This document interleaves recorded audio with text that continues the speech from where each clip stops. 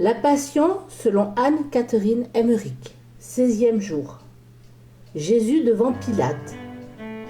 Il était quelques 6 heures, suivant notre façon de compter, quand le cortège des grands prêtres et des pharisiens entourant Jésus, que l'on ne cessait de maltraiter, arriva devant le palais de Pilate. Entre le forum et l'entrée du tribunal, des bancs de pierre bordaient les 2 côtés de la voie. Caïphe et Anne, non plus que les membres du conseil qui étaient venus avec eux, n'allèrent au-delà de cette limite. Jésus fut alors traîné par ses bourreaux quelques pas plus en avant, jusqu'à l'escalier du procurateur, qui se tenait sur la terrasse, allongé sur un lit de repos. Devant lui, une petite table à 3 pieds supportait les insignes de sa dignité et d'autres objets dont je ne me souviens plus. À côté de lui, des officiers et des soldats encadraient les aigles romaines que l'on avait déployés. Les princes des prêtres et les juifs restèrent à distance du tribunal, en retrait de la limite indiquée sur le pavement, afin de ne pas contracter de souillure. Quand Pilate les vit arriver avec une telle hâte, accompagné d'un grand tumulte, quand il vit que l'on traînait Jésus jusqu'au pied de son escalier, il se leva et les apostropha avec mépris, prenant le ton qu'aurait adopté un orgueilleux général français pour s'adresser aux députés d'une petite ville allemande. « Quelle affaire vous amène donc de si grand matin ? Pourquoi avez-vous mis ce malheureux dans un pareil état ? Vous commencez de bien bonne heure à tourmenter et à oxyre votre monde. » Mais ils crièrent aux sbires de faire avancer Jésus jusqu'au tribunal et présentèrent leur supplique à Pilate. « Écoute nos doléances contre ce criminel, car nous ne pouvons entrer dans le tribunal sous peine d'être impurs. » Ayant entendu ces paroles, un grand et digne gaillard s'écria du milieu de la populace qui se pressait derrière eux sur le forum. « Et comment ? Que vous ne pouvez pas entrer dans ce tribunal ? C'est un lieu sanctifié par le sang innocent, et lui seul peut y pénétrer, lui, le seul qui parmi les Juifs soit pur, comme les innocents qu'on massacra ici autrefois. » Ayant ainsi parlé avec conviction, l'homme se perdit dans la foule. Il se nommait Zadok. C'était un riche cousin d'Obed, le mari de Séraphia, appelé par la suite Véronique. Il avait perdu 2 fils, au moment où Hérode avait ordonné de massacrer les enfants innocents dans la cour de son tribunal. Depuis ce temps, lui et sa femme vivaient à l'écart du monde, et comme les Esséniens, ils observaient la continence. Il avait croisé une fois Jésus chez Lazare et entendu son enseignement. Quand il le vit au pied de l'escalier, à ce point défiguré, le souvenir de ces garçons mis à mort justement se réveilla douloureusement dans son cœur, et il voulut rendre à l'innocence du Sauveur un témoignage éclatant. Mais les accusateurs de Jésus étaient si excités, si irrités aussi des procédés de Pilate et de l'humiliation qu'il leur imposait en les faisant attendre devant lui, qu'ils ne portèrent guère d'attention à ce cri. Les sbires tirèrent Jésus sur les degrés de marbre pour le mener à l'arrière de la terrasse d'où Pilate haranguait ses accusateurs. Celui-ci avait maintes fois entendu parler de Jésus de Nazareth, et quand il vit à quel point il l'avait maltraité, et néanmoins conservant une expression de dignité inaltérable, son mépris envers les prêtres et les membres du conseil s'accrut encore. Il lui avait fait savoir qu'ils allaient le lui déférer parce qu'il était passible de mort, mais il avait résolu de leur faire comprendre qu'il n'était nullement disposé à le condamner sans preuve, et il demanda aux prêtres, d'un ton froid et souverain, « Quelles accusations portez-vous contre cet homme ?» Exaspérés, ils lui répondirent, « Si ce n'était pas un malfaiteur, nous ne te l'aurions pas livré. » Pilate leur dit, « Prenez-le, vous, et jugez-le selon votre loi. » Ils répliquèrent, « Il ne nous est pas permis de mettre quelqu'un à mort. » Pressés d'en finir avant l'ouverture légale de la Pâque pour avoir le temps d'immoler l'agneau pascal, les ennemis de Jésus s'impatientaient. Ils étaient excédés et procédaient à une précipitation maladroite. Ils ignoraient que le véritable agneau pascal était celui qu'ils avaient traîné eux-mêmes au tribunal du juge idolâtre, dont ils ne voulaient pas franchir le seuil pour n'être point souillés et pouvoir ainsi manger la Pâque. Comme le gouverneur leur enjoignait d'exposer leurs griefs, ils lui présentèrent 3 chefs d'accusation majeurs, produisant pour chacun 10 témoins.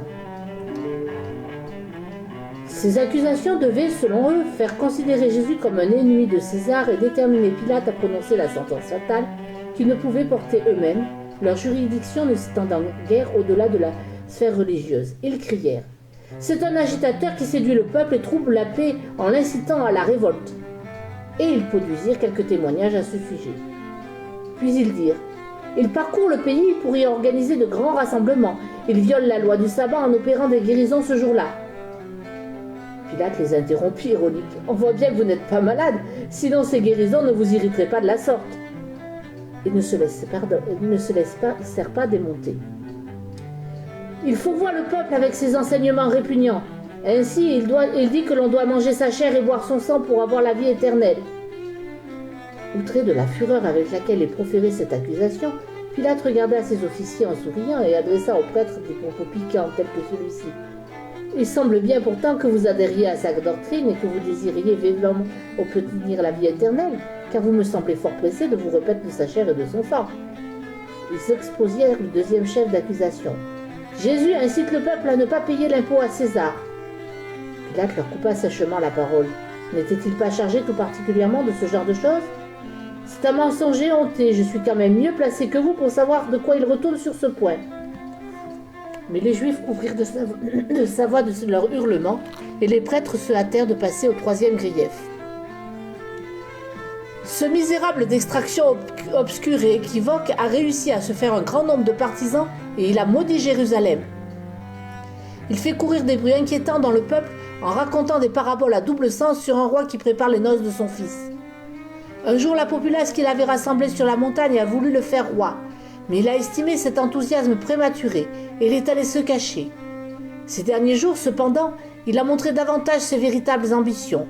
Il s'est ménagé une entrée tumultueuse à Jérusalem et s'est fait acclamer dans les termes suivants. « Hosanna, béni soit celui qui vient au nom du Seigneur, béni soit le royaume qui vient de notre père David. » Il s'est fait rendre les honneurs dus à un roi, car il enseigne qu'il est le Christ, loin du Seigneur, le Messie, et il se fait appeler ainsi.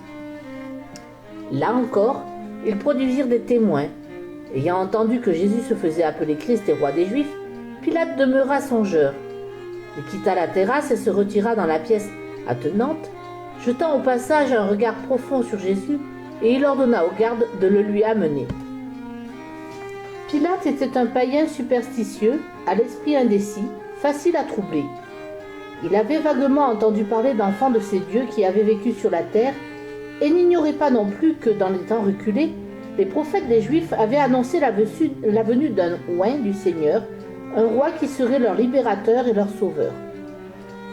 Il savait que beaucoup d'entre eux l'attendaient, que naguère des mages originaires de l'Orient s'étaient rendus auprès d'Hérode le Grand pour s'enquérir d'un roi des Juifs qui venait de naître. À cette occasion, le vieux souverain avait fait mettre à mort un grand nombre de nouveau-nés. Il connaissait ces traditions des Juifs relatives à un Messie, mais en païen qu'il était, il n'y croyait pas. Il ne pouvait concevoir la chose, et s'il avait dû y réfléchir, il aurait, à l'instar de l'élite intellectuelle du pays et des Hérodiens, imaginé un souverain puissant et victorieux.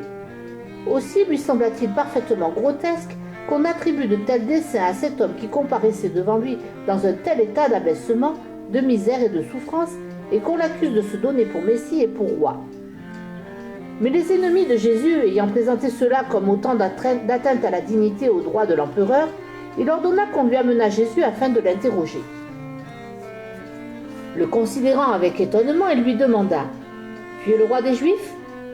Jésus répondit « Dis-tu cela de toi-même ou d'autres te l'ont-ils dit de moi ?» Pilate, choqué de ce que Jésus put le croire assez extravagant pour adresser de lui-même une semblable question à un homme réduit à une telle impuissance, répliqua avec dédain. « Est-ce que je suis juif, moi ? Ta nation et les grands prêtres t'ont livré à moi. Qu'as-tu fait ?»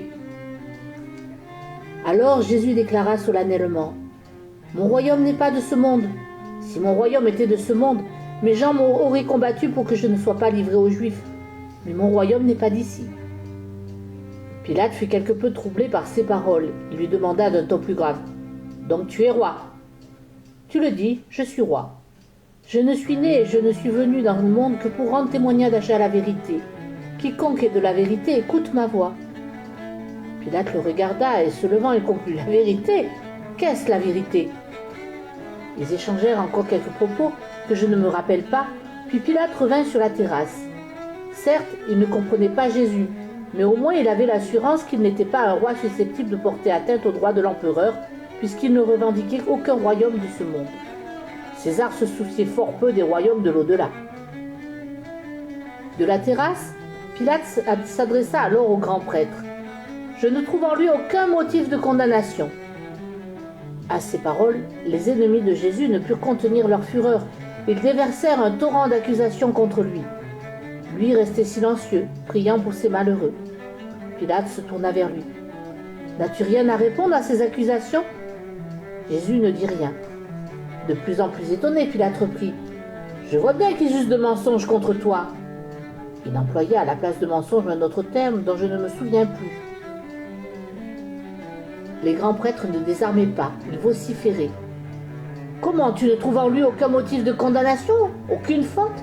N'est-ce pas un crime de soulever le peuple en répandant sa doctrine dans tout le pays, depuis la Galilée ?» Entendant le mot Galilée, Pilate réfléchit brièvement, puis il demanda. « Cet homme est-il galiléen, sujet d'Hérode ?»« Oui, ses parents ont habité à Nazareth et il réside habituellement à Capharnaüm. » Alors Pilate leur déclara. « Puisqu'il est galiléen et sujet d'Hérode, conduisez-le donc à celui-ci. Il est à Jérusalem pour la Pâque, donc il sera en mesure de juger. » Ayant fait ramener Jésus auprès de ses ennemis, il envoya alors un émissaire à Hérode pour l'informer qu'on allait faire comparaître devant lui un de ses sujets, Jésus de Nazareth. Toute cette affaire lui déplaisait, et il était bien aise de se dérober à l'obligation de juger Jésus.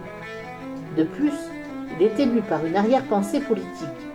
Il ferait ainsi une politesse à Hérode, avec lequel il était en froid, et qui depuis toujours était fort curieux de voir Jésus.